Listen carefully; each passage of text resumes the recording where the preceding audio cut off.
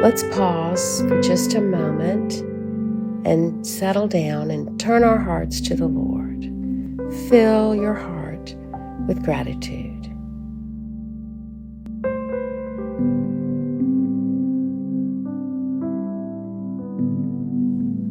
Today is Wednesday, day 18, and this is our verse. Give thanks to the Lord, for He is good. His love endures forever. Psalm 118, verse 1. Heavenly Father, your love never runs out, and your goodness never stops. Thank you for being our steady source of hope and joy. In Jesus' name, amen.